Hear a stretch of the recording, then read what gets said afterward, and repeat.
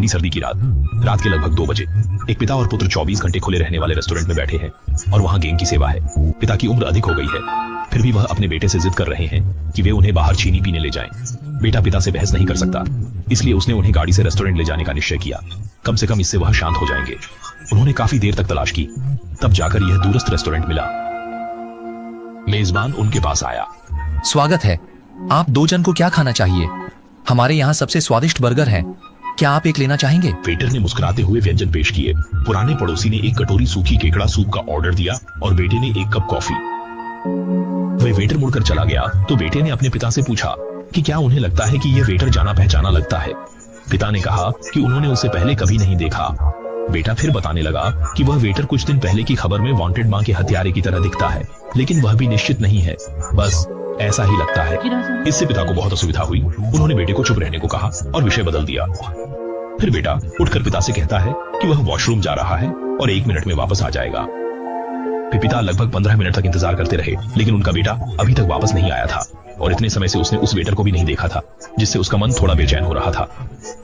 तभी जब वह पूछने ही वाला था कि उसका सूप तैयार हुआ या नहीं, मालिक सूप लेकर आ गया।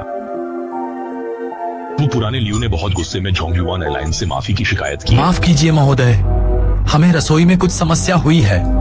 मेरे बेटे कहाँ हैं?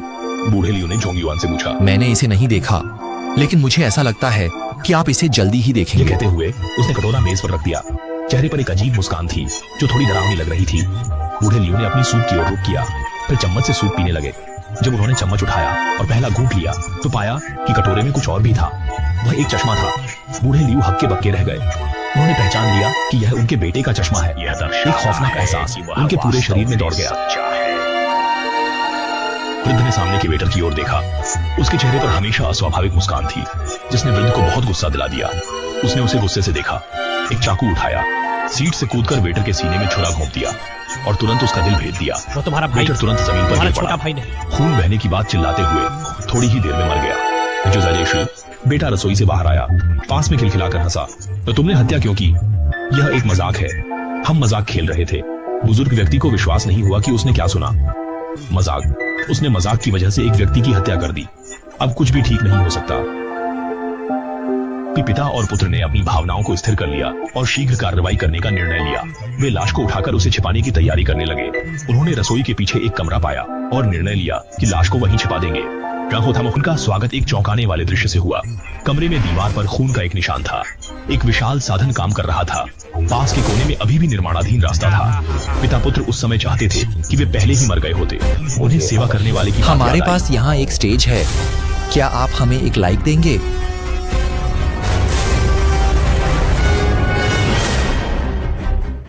अगर उसे यह एहसास हो जाए कि तुम्हें उसके अस्तित्व के बारे में पता है।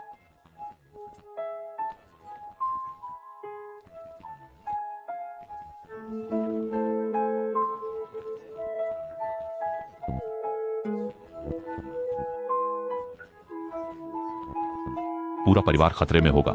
हालांकि मुझे पापा की बात अजीब लगी, लेकिन मैंने फिर भी मान लिया। जब मैंने सहमति जताई तो पापा ने भी राहत की सांस ली। जैसे ही मैंने रेस्तरां में कदम रखा, मुझे अत्यधिक दबाव वाली भावना महसूस हुई। बहन का भाव भयभीत और फिर भी ठंडा था। लगता है कि पापा ने भी अभी अभी उससे वही बात कही, लेकिन माँ अब भी पूरे परिवार के लिए खाना बनाने में व्यस्त है। लेकिन यह दिख रहा है कि माँ का मेकअप सब खराब हो चुका है। मैंने अचानक देखा कि कोने में एक व्यक्ति खड़ा है और बाकी सब ऐसा दिखा रहे थे जैसे उन्होंने देखा ही नहीं। बहन ने मेरे पैर पर हाथ रखा और पूछा कि क्या मैं भी उसे देख सकती हूँ। मैंने सिर हिलाकर हाँ कहा। तभी पिताजी चिल्लाकर बोले कि हमें अच्छे से खाना खाना चाहिए, और वह अजनबी बहन के पीछे आ गया। दोनों हाथ बहन के कंधों पर रख दिए। दीदी तो डर के मारे पेशाब ही कर देती। मैं भी कुछ कहने की हिम्मत नहीं करता, बस ऐसा दिखा रहा था जैसे कुछ नहीं देखा। पापा ने छिपके से दीदी का हाथ पकड़ लिया। दीदी भी आखिरकार शांत हो गई, जैसे पीछे वो इंसान मूल रूप से मौजूद ही नहीं था। वह व्यक्ति हमारे घर में 3 साल तक रहा, जब तक एक दिन माँ वापस शयन कक्ष में नहीं आ गई। देखा कि वह व्यक्ति उसकी बिस्तर पर बैठा था। पापा एक तरफ बेहद चिंतित थे। मम्मी तुरंत समझ गई।